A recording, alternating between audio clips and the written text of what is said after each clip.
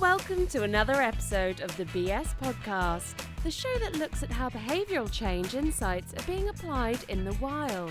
Episodes feature renowned behavioural experts across industries and organisations, from management and marketing to policy and public health, and more. Let's dive in and see what all the BS is about. Here's your host from The Behaviourist, Nick Hobson.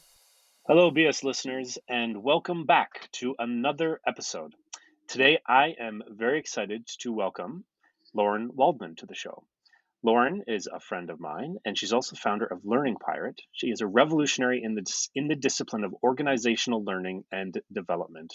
With nearly 20 years' experience as a learning professional, complemented by qualifications in neuroscience, Lauren is driving the evolution of the way individuals and organizations learn and approach learning. Most sought out for her expertise in scientific learning design and her not-to-be-forgotten experimental talks, Lauren has designed and implemented learning for ambitious change initiatives, created remarkable learning experiences for sales and marketing teams, and has worked with some of the most prominent industries, banking, hospitality, IT, retail, media, to name a few, and organizations, including Royal Caribbean Cruise Lines, TCS, Tokyo Disneyland, Social Bakers, I can't read today, and from all around the world, and also at home in Toronto. Lauren, welcome to the show. Yar, Nick. How's it going? It's good. I'm really glad to have you on. As I said at the beginning, we met each other a couple years ago, I would say, through some mutual connections. Is that right? Would you say? I think so. It's been 2 or 3 years, and that we've been nerding out with one another. Yeah. And so we sort of set out on our own separate paths, but when we met each other, we realized that there was a lot of shared passion and shared initiative for a lot of things, but most of all, chief among them, I would say, sort of bringing science to the masses for our businesses and for our clients. So let's jump in, shall we? Yeah, let's do it. So you have these new workshops launched, which is really exciting. Congratulations, by the way. Thank you. So on one of the landing pages, you have this sort of opening tagline, which I love. It says, "Can you think about what you are thinking about?" So let's just unpack that, shall we? Because that's pretty heavy. Is this that's almost like philosophical, but I know you're making a very unique and distinct point here. So can you unpack that? What do you mean when you say that? So when I ask people, can you think about what you were thinking about? Scientifically, we're looking at a skill called metacognition. And what I like to say about metacognition is, and when you're thinking about what you're thinking about, is can you become the audience to your own performance? Can you think about what you're thinking about in the moment? Do you acknowledge when you know or don't know something? And can you pivot in that moment to really optimize what you're thinking, but also to change or alter what it is that you're doing in order to get better results? That's excellent. And metacognition is such a cool attribute of humans. It seems to be uniquely human, and maybe it's up for debate that some other highly intelligent social mammals may have this ability for metacognition, but it is something that we have as humans. And yet there's also this range, there's a variation, there's a variability in it such that some people seem to be better or it's sort of they're predisposed to it. It comes more naturally to them. Do you have a sense for that, if that's true? Like in your interaction with clients and leaders over the past couple decades, like do you see that leaders are generally high in metacognition, low, or are they all over the map? I would say generally, and we can take away titles of leaders or CEOs or CLOs, whatever you want. I think we could take it away because I think generally the skills of metacognition and to have that awareness of understanding of your own thought process, that requires skills that I think as humans, as fundamental humans, we were never really taught because it requires us to really have a directive of our own attention and focus. And I don't know about you, but I mean, when I went to school and someone said, hey, aren't you listening? Aren't you focusing? I never thought to ask my teachers or my parents, wait, how do I do that? How do I actually focus? How do I, So I think because all of us sort of start with that level playing field and we were never really taught those skills, I think that, maybe intuitively some people can do it better, but it is a skill that has to be harnessed, and we can actually train our brains to focus in order to achieve better metacognitive skill. So it seems like we need to start the students at a young age. We're talking like elementary school. Oh, And I absolutely. guess would that just come in the form of, like, in teachers college, like teaching teachers about how to learn and learning how to learn and all Oh those my things. gosh, yes. I mean, I sort of hesitate to bring the COVID into the narrative, but one of the really great things that it's done is it's kind of exposed some people want to say broken. I don't think our education system is broken. I think it's just been trapped in time. And, from your perspectives and this perspectives of behavior, it's we've had very strong beliefs and behaviors around what learning has been, because for the majority of us, we all went through a very similar educational system and the methodologies didn't really change. So we took that into our adulthoods and then we transferred it into, organizational learning without really questioning it. Hmm. So it's It's from the so, very beginning then. yeah. Would you make the argument then that the pitfalls and the failures of in L&D departments and organizational change and all that sort of stuff, it starts from the learning that's going on in school, in education, in elementary schools and through high schools? Yeah. Oh, absolutely. I mean, the current model of our education system is 120 years old. Hmm. Hmm. So when we look at where the model actually began, which, we go to the turn of the 20th century, when the objective of even starting the institution of schools was to get kids in there to learn very specific things, but to also teach them how to obey and then get them back out into the workforce as fast as possible. So that's what our whole educational system has been based on. But I know, all of the conversations that you and I have had, and I know that that I ask this to nearly everybody who I meet, it all comes down to one fundamental question that I had to ask myself, even, when I was already, a decade into my own career, which was, did anyone ever teach you how to learn? And the answer is typically no. Hmm. And Hmm. grain of salt, grain of salt. So how could we possibly have known the process of learning, or the neurobiological process of creating memory and encoding and storage before science and technology gave us those abilities to look inside the brain and actually study it? And that, as you well know, I mean, we didn't have MRIs until it was like 1977 when the first one was constructed. And the technology from 1977 to now in 2020 is substantially grown. But Hmm.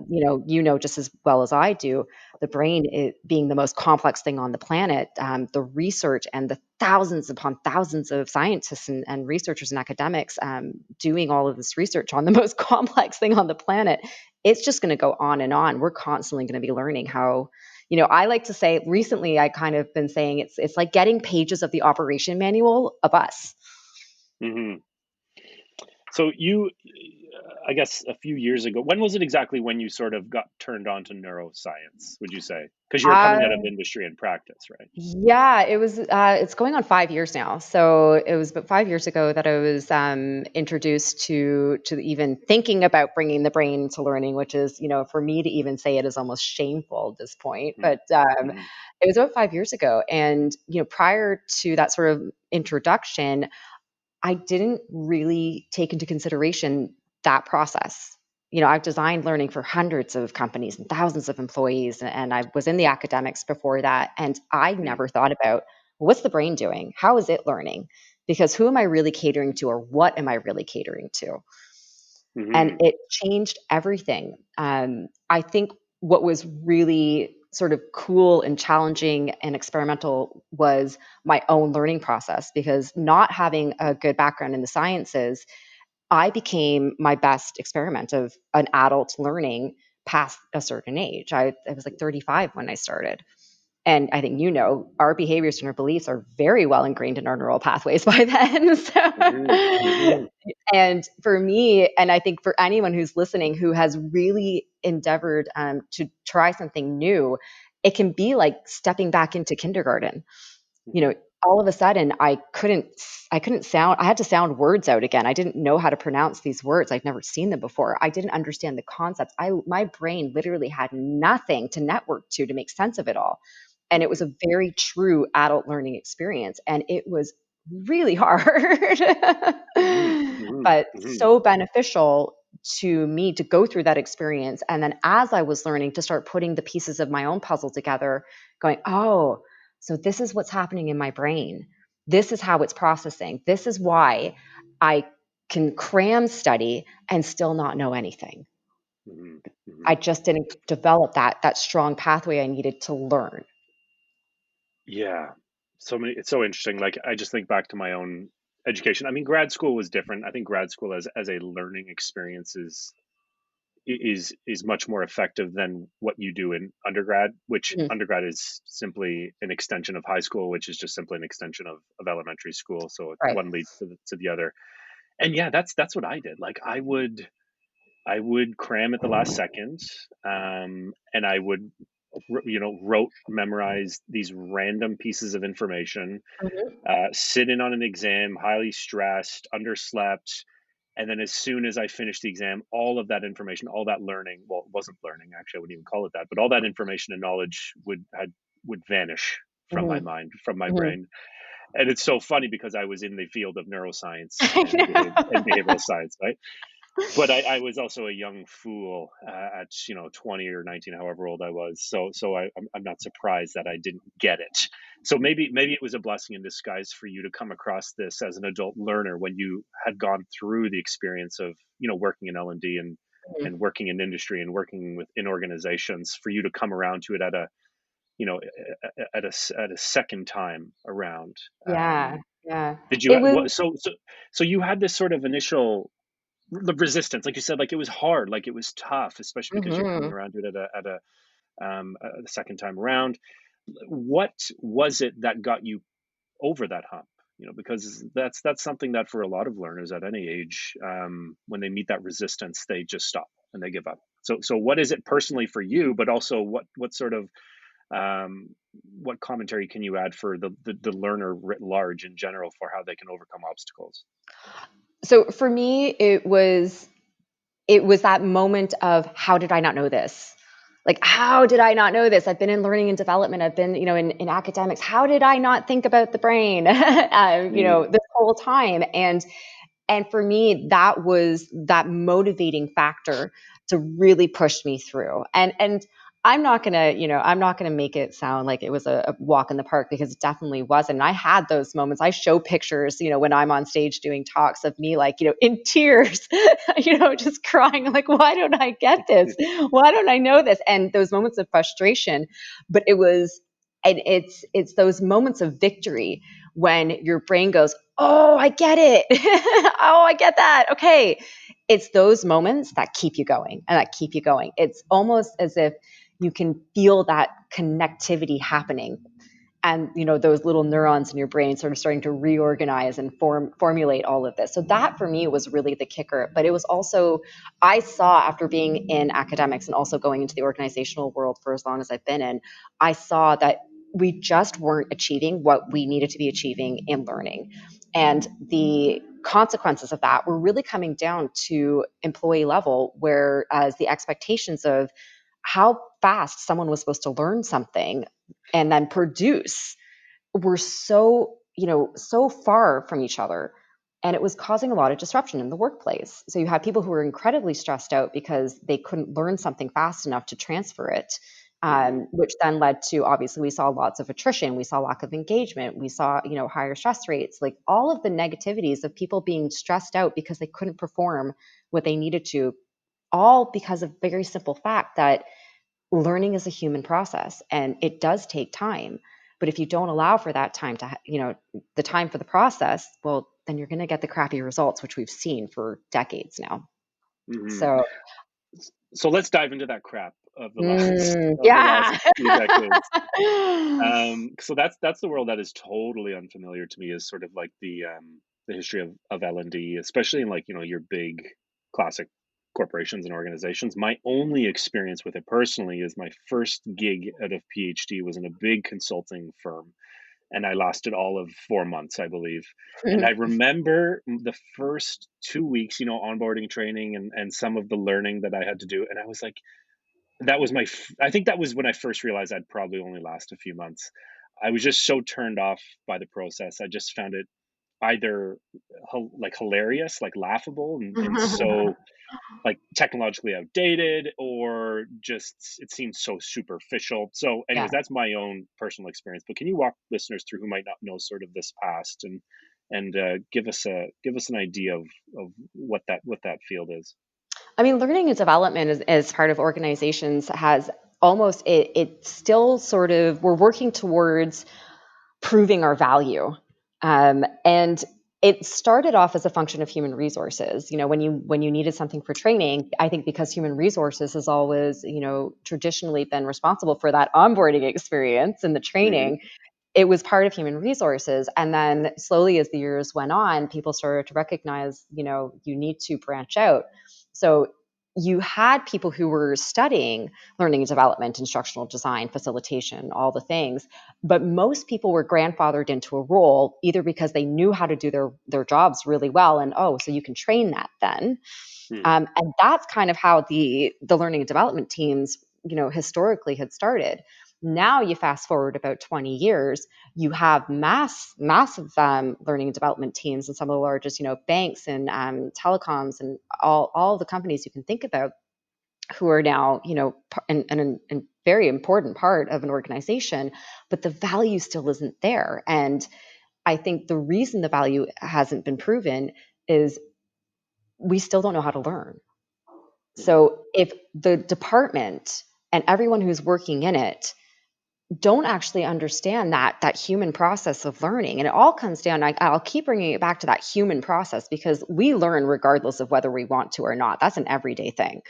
Our brains are doing it constantly. But that process and understanding how our brains are learning, how, and even more so, how are our brains encoding memories, which is it's ongoing studies. We still don't even know the half of that. But even Hmm. at the fundamental level, if our instructional designers and if our learning and development teams don't have that base knowledge, then how are they producing learning for the employees that they're responsible for? So I'll hold you there. What are they, or what were they? But again, what are they doing Mhm. if they don't know that base knowledge? Mhm. Yeah, I'm assuming like you were one of them, right? Like Oh yeah, before you kind of got turned absolutely. on to the brain, like there's a lot of really intelligent, motivated, great people in those jobs who just haven't had the opportunity to learn about the information of brain and behavioral science. Mhm. So where are they drawing their sources from? It comes again, a lot has been transferred from what they knew in school. And even though there are now, there are associations that are dedicated to certification and learning and development, they're still not. And similar to academics and teachers, they're not getting this education yet. So it's not come into the realm. So when we're looking at learning and development professionals, yes, there are methodologies, but some of the methodologies have now been proven incorrect by science, hence learning styles. We know that learning Mm, styles is not a real thing. It's a preference. yeah. It's not an actual, factual theory to run with. Some L&Ds, they're definitely ahead and getting ahead of their own knowledge, and they're taking, they're borrowing methodologies from cognitive psychology, which is wonderful. Hmm. But I say for the majority, where were the results that they were getting? It was from engagement scores. And it was from translation of content into fun activity, or putting stuff into e-learnings and throwing it online. Mm, So that's kind of where we all sort of went. We're like, oh, so you've got this training that you need to do on this new product for your sales team. Okay, we're just going to take all of that information and we're just going to throw it into either a quick session on an LMS, a learning management system, or we're going to stick you in a room for 8 hours, torture you with information until your brains just can't take anymore. And then you're mm. going to be so exhausted by the end of the day that you're not going to want to talk to anybody, and you'll forget about a good 95% of that by the time you wake up tomorrow. But then Exactly like my yeah, exam from the other day. exactly. So it's that where we're really missing the piece is understanding, the encoding process. And it comes down to, do you want people to perform, which is short term, or do you want people to learn, which is long term? And both are okay, but you have to know which one it is that you want. If you want people to perform, or if they're performing, it means that that training that they did that either took an hour, 2 hours, or whatever, that didn't really do anything. Those are the people who are sitting at their desks and they're YouTubing or they're Googling to get answers. And they're wasting a Mm-hmm. lot of time doing that and keep going back and keep going back. Mm. So if you want to save on that sort of like the ROI there, the tangibility of behavioral change and skill change, you have to invest the time in the process. Mm-hmm. Mm-hmm. Wow. Okay. So I have so many questions. One, um, okay. So there's such rapid development, and again, this is sort of I'm on the outside of this field, but I keep a sort of an eye as things are developing out on the outside there. Mm, Um, One vendor who I actually worked with in that short 4 month stint is called, I think they're called WalkMe. Have you heard of them? mm. I don't know. I know a So lot they're of them. like a digital. They're like how to best describe them. They're like a plug and play digital solution where if you have a new online portal of some kind that you're trying to get people onboarded and Mm, like a big number of people across the organization, and you need to invest in training resources, they sort of lay over top that new platform, and they will walk, literally, hence the name, walk walk people me. through, yeah, what they need to do, where they need to click, where they need to submit, when they need to add in extra information, blah blah blah blah Mm, blah. So maybe it's like a CMS or some sort of portal that they need to learn and get up to speed on. I guess WalkMe and others' assumption is that we don't need to, they don't need to know everything. They mm. just need to know what they need to do at that specific moment. Is that a thing in L&D and instructional design? Is like, how do you tell people what they need to do in the flow of work? Because people, like, we can't know everything, right? Like there's just too much to know these days in our jobs. So how do we teach people what they need to know right now in the flow of work? What's the best way to approach that? I think this comes full circle to the skill of the metacognitive skills. Is when you teach people how and when you train the brain to be aware of what it is that what it's giving its attention to. Well, then you know what you're focusing on. So anyone out there who is trying to learn something, and any content designer, that's what I'd say is and always consistently ask yourself that question is, what is it that you as the individual are giving your attention to, because that is what your brain is focusing on. Or to the designer of the learning is, think about it from the user's perspective, is what do you want them to be giving their attention to, and therefore how do you design effectively to ensure that that is actually where their focus is going. Mm-hmm. So you can play it. This is where the science of design comes in, and this is where it gets very intricate, right? Because Mm-hmm. as a scientific designer, I don't only look at things from what it is that I am producing, but the pieces are always moving, because when you're scientifically designing, you're using a variety of different methodologies, but you're also using the knowledge of the brain. So how do I embed triggers? How do I, so that I can revisit that and I can implant something as a starting of a memory to revisit and start encoding that memory even stronger as the learning sessions go on. Mm-hmm. So there's all of those little things, but really when it comes back to your question, it's really, I'm a very firm believer right now that if as whether you're a child, this is something I'm actually doing with my 4-year-old niece right now. I've started working on it with my 18-month-old nephew. Is I want to give them the skills of understanding where their attention is going and what they're focusing on, because that will be your greatest time saver in life. If you can just be aware in that moment, oh, no, I'm not actually doing what I should be doing, or I've got too many tabs open here, or my phone's over there and the music's in the background and the text is coming in. Mm-hmm. And it's like I'm giving my attention to all of them, and therefore I'm focusing on none of them. Yeah. Yeah. Which is also related to, I guess we know, like, metacognition does improve with mindfulness practice. So mindfulness practice Absolutely. being like the awareness of what's happening, and that can serve as an antidote to things like multitasking, for instance, which we know for most people, the vast majority of people, is ineffective in terms of Mm-hmm. their productivity. Mm-hmm. So you mentioned there in your last response this amazing sort of, I guess, title which you used to refer to yourself, which is scientific designer. Um, Mm. and I also, well, I don't think I've ever used it that explicitly, but I think I would sort of refer to myself as that in some instances as well, which is such a funny term when you think of it. It's almost like I an know. oxymoron, right? I It's like know. a designer, you think art, you think all the things that are opposite to science or to the scientist, and yet here we are at a time when you know the neuroscience and behavioral science is disrupting a lot of the status quo of what we Mhm. see in organizations. And we see science and design, scientific thinking and design thinking coming together. Mhm. Sort of this strange bedfellows, which is such an amazing thing. So the scientific process is a lovely thing, wouldn't you say?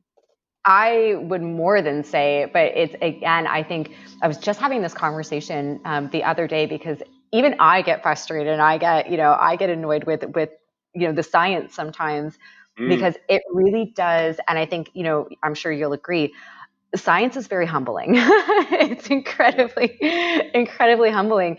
And what I think that people don't know who don't sit for hours and hours in labs or going through these research papers, for someone like myself who didn't do a full PhD in it, it can take days. It can take 2 to 3 days to comb through and translate some of these white papers and these research papers to get a drip Mm, of great information.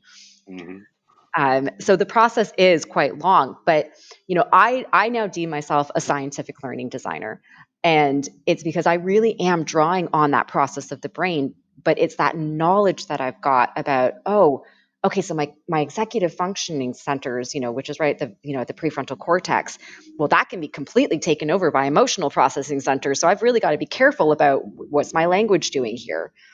Am I going to trigger somebody in the wrong way? We talk about, emotions are some of the strongest things for embedding memories. So I've got to be very cautious of my language, even, or the colors that I'm using on the screen, not to mhm, mention our working memory, our cognitive load. I think all of us have had the experience of just being absolutely mentally exhausted at some point, especially, if you're working, at home and just absorbed in what you're doing.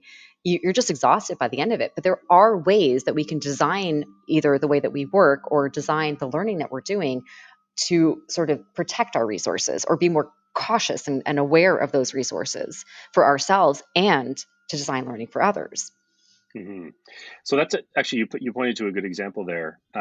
If we can just elaborate on that. So emotion Mm, and memory, which you and I can understand why the two are so inextricably linked, but I think mhm, to the lay person, they might wonder why that's the case. So if we're looking at if we're looking at the brain, the structure and function of the brain and the different um, neuroanatomical parts, mhm. why is it that emotion and memory are so closely linked for those listeners who are wondering? I think, we know like emotions they're not innately programmed into our brains. There are definitely things that, there are certain emotions, the fight, the flight, the fear that we've all heard about. But Hmm. the others, we learn those. We learn shame and we learn embarrassment and we learn all of these other stimuli that come into it, but they become part of our experiences. Hmm. So when we experience something, that's when we have the opportunity to create a memory. So I think, we can draw upon really anything. Like I can remember if I go back to, let's say I'm 6 years old, it's the night before my birthday party at Chuck E. Cheese, and I am like over the moon excited. Of course. I can't wait for pizza and skee ball, and that emotion is so tied to the memory. And I think when you think about, there's no cognitive process that isn't tied to an emotion in some sort of state. But Hmm. when you look at the actual the connectivity in the brain between the amygdala and the emotional processing center and the prefrontal cortex, they're highly connected. The Hmm. fibers are actually very high. There's a great highway of fiber that goes between the two, and I think that's probably a good enough reason why emotions are so important to the encoding of memories, because they really do play a part in almost every cognitive process that we're embarked on.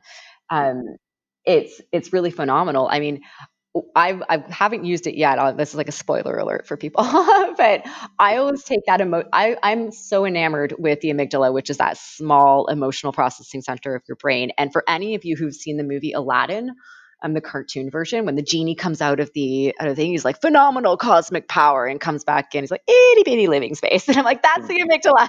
I'm like, it can take over everything, but it's like the tiniest little thing ever. So true. But we So need to true. protect, we need to be aware, and we need to be consciously aware of these things, because from the learning perspective, when someone's like, oh, I'm going to design something, it's going to be a lot of fun and I'm going to use all these emotions and whatnot, I'm like, ooh, caution, caution. We all have different experiences and memories that are tied to different emotions, Hmm. so you got So, to so if that's the case, which we know it is, sort of be cautious. highly contextual and personal, how do we design for certain learning experiences for like a large group? Like, how do you scale those solutions to make it accessible and available to a large number of people in an organization? I tend to think of it as far as, you're never going to get it right for everybody. Like that's just it's impossible. It's Right. one shoe doesn't fit all. That's all, because we can't go into the brains of everybody that we know and understand all of their memories and the emotional connectivity to it.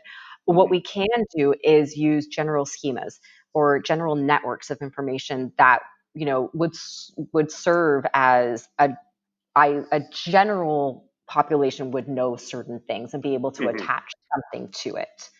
So that's the way I would tend to go around it, is what can I use? And sometimes it's a musical reference, or sometimes like I just made a movie reference to Aladdin. Hmm. Hmm. It's those type of things where there's more of a unifying factor. That's I know that I'm not necessarily going to trigger somebody instantly by embedding this into it. There could be other factors. Like I said, sometimes I'm using very specific words, and I'm priming the brain. You might not even know what those words are yet. You might not even know where they're going to come up next. But the moment, maybe 2 days later, when you go into that second session and you see them, your brain has already recognized them. Hmm. Hmm. But they just don't know it, You just don't know or it. they might not know it. Yeah, Well, exactly, well, right. exactly. It's just like, how do we start that growth, right? And one thing that I love to show people when I'm doing my either a session or a talk, whatever it is, I love to show people what a small portion of the brain looks like, and those neurons moving around, and the experiences. They look like tree branches growing out of a cell. Those are your experiences growing. That's learning. And when Hmm. people see that, it completely changes what you really perceive as the Hmm. process. And the time scale of that is quite phenomenal as well. One of the images that I was able to get my hands on was from an MIT study, and it's showing the new experiences growing out of the cell. But it starts on a Wednesday at about 5 o'clock in the evening, and it goes till Friday. And by Friday, 3 days later, those experiences still haven't formed a memory. They haven't connected with any neighboring neurons. Hmm. So think about that, 3 days. Yeah, yeah. You know what? It sounds like what you're doing in this with this work and these workshops and just everything with Learning Pirate is you're making learning fun and accessible again. Because I think the problem is a lot of people in organizations come out of school, and a lot of them probably hated it and they didn't have great experiences with learning or their teachers. Mm-hmm. And then they get into organizations and they have to go through another like learning and training, and they Mm-hmm. roll their eyes. And like you Mm-hmm. said, you explain, they sit in a room for 8 hours and they're bored to tears. It sounds like part of your, well, I know this, but part of your mission is to not only make it scientifically credible and closer to the truth, uh, but as a result of that, you're also making it something that people are more motivated to engage in. Yeah. Absolutely.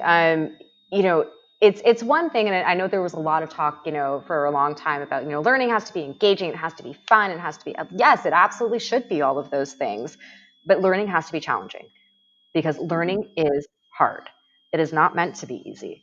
If it were easy, then we could do anything anytime we wanted to. We could just pick Yeah. up a new sport. We could pick up a new habit. We could change the ones that we don't want anymore. But it is what I'm trying to really create the awareness around, and especially right now. And I think you said it just a bit ago. You said rapid transformation, and I'm like, oh no, Oh no.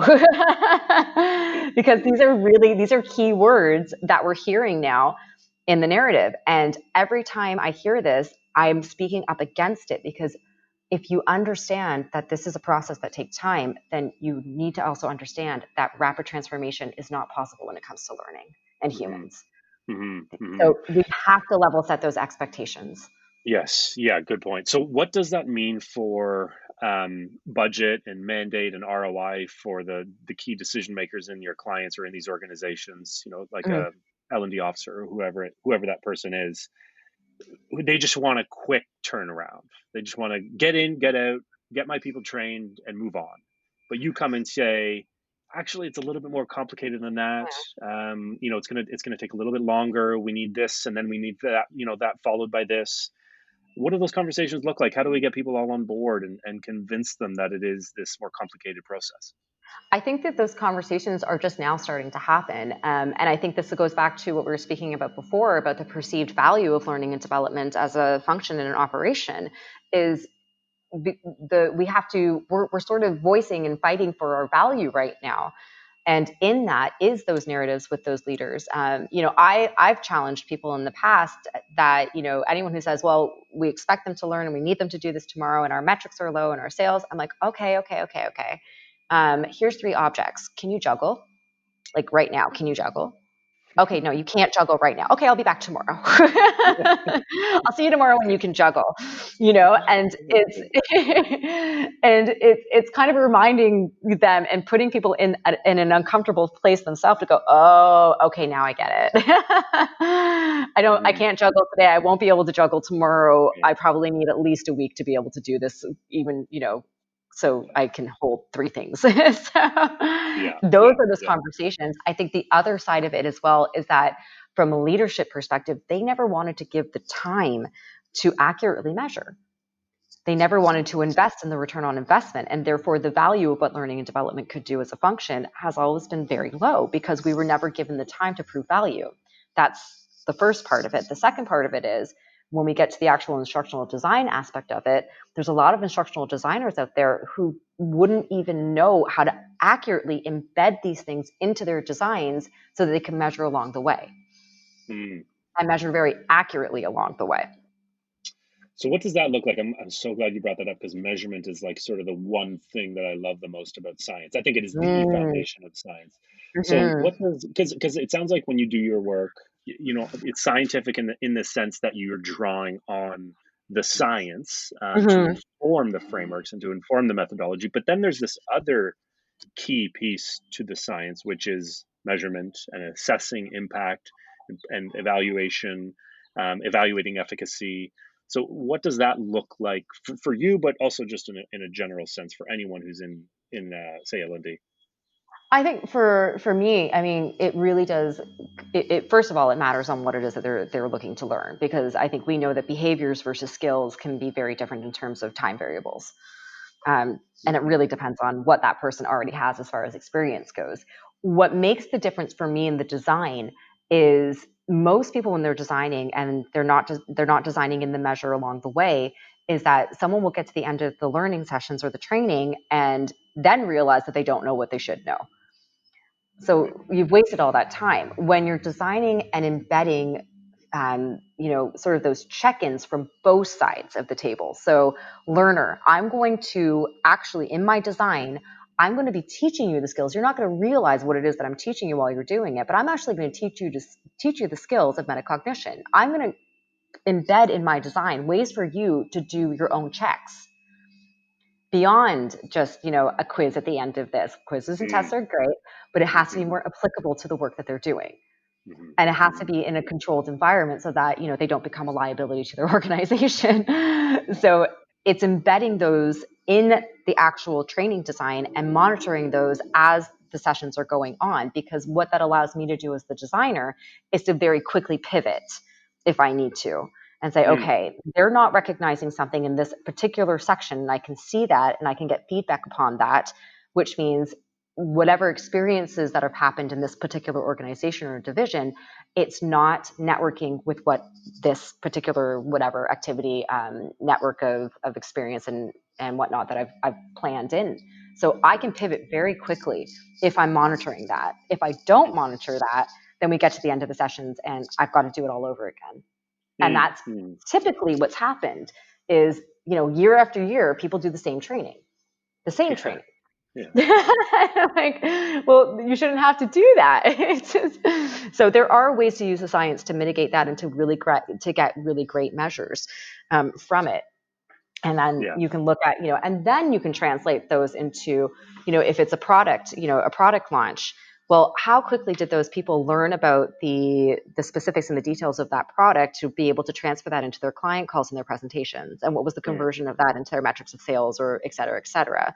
Onboarding experiences have been horrendous for most people. And, people feel like the experience you had, you're inundated with information and people to meet. You're basically show horsed around an office and then expected to know what you need to know to perform within weeks, if not days. And it falls short every time.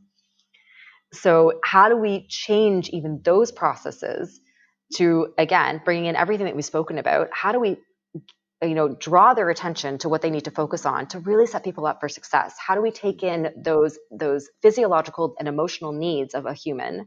Because we cannot learn under extreme amounts of stress. Too much cortisol and we are thrown off. We can't focus. So if someone doesn't even know where the bathroom is on their first day, it's like almost being back at high school. You go into the cafeteria, like, oh, where should I sit? Like, where do I go? Where's my locker? Like, you're just not functioning. You're not like being able to cognitively function when you're under that much pressure. So how do we reduce that and give it a little bit more time within the design? But those things are so measurable. You just need to work with people to design it more effectively. Good. Agreed. So for the workshops, you're offering 2. Is that right? I've got 2 that are out right now. And it's the first one, Joining Forces with Your Brain. I love this one so much, only because I get to do really cool tours throughout. We take tours through the brain, and we visit those little pieces and functions of our emotional centers and our executive control centers, and you get to learn a little bit more about you. And so we've got, that's kind of where Joining Forces is. And so you get that tour through the brain. We touch upon the focus, the executive functions, working memory, cognitive load, and it's kind of the scratch of the surface of how to protect that. Protect your resources so that you're not absolutely exhausted by the end of, an hour or 2. And then the other one, Optimizing Cognitive Performance, that one, which I'm really excited about, only because it's the first workshop session that I've designed that is it's split into 3, and it's split into 3, but it's not consecutive days. So that the encoding process, I'm using everything that I do, obviously I'm designing with the science myself. So it's a really cool one that allows for an encoding process to happen while you're in the course itself. And that one's really focusing on your metacognitive experiences, learning the difference between focus and attention, recognizing how do you upgrade your current beliefs and behaviors around what you can do, and really getting those concepts and those methods so that you can continue a practice and keep building that awareness. Great. And who would you say are like sort of your ideal target audience for these? So if people are listening and wondering, oh, I'm not necessarily in L&D, or I'm in HR, or I'm outside of HR, I'm in product. Who would stand to benefit the most from both of these workshops, would you say? Humans. That's a good. Everyone asks me. Everyone's. I think it's so interesting when you're looking at these things, and everyone's like, well, who's your target audience? And is it the human resources? Is it the change management professionals? I'm like, well, these are fundamental human skills. So I don't want to label that they're good for this group or that group, because really these are just human skills that we just can learn, and they benefit not only our professional lives, but our personal lives as well. And for anyone who's listening, I can tell you everything that I do, I've experimented on myself with. I put myself through my own experimentation to see, does this actually work? Like, if I dedicate my time and my focus and attention to learn this, or to change this practice, or do a new behavior, does it actually work? And because it's so profoundly changed me as a human, And it's almost, I don't know if you find this sometimes, like as a scientist, but it can get annoying sometimes to be like this hyper aware. Like, Oh yeah. you're like, Tell oh them God, about it. should I have thought that? Like, oh no, I'm thinking about what I'm thinking. Okay. But at the same time, it's so cool because you're so easily able to understand, what am I doing right now? What am I thinking right now? Is this my emotions that are taking, are my emotions in the driver's seat, or, am I really on fire with my cognition? So really, these are for everybody and anyone who just wants to not only learn more about you and your operating system of our brains, but they just translate so beautifully into everyday life. So not just for yourself, but the way that it's also allowed me to see other people, to work with other people, and to understand other people. Mm, You just can't. It's invaluable. You can't trade this kind of knowledge. great. All right, Lauren, one more question. Yeah. The big behavioral brainstorm. Of all the problems that exist in our world today, which one would you say could stand to benefit from a behavioral, psychological, or I will add this one, a neural sort of related intervention? I mean, let's just sum up this whole conversation with learning. We've got 120 years of the same behavior and beliefs around this one particular thing. I think if ever there's a time to change and to evolve, it's certainly now. We definitely have the science to back it up now. Mhm. Fantastic. Well, Yeah. Lauren, it's a pleasure as Oh, always. Thanks for coming on the show. It's been a long time coming. I'm really glad we made it happen, and congratulations again on the recent workshops. thank you so much.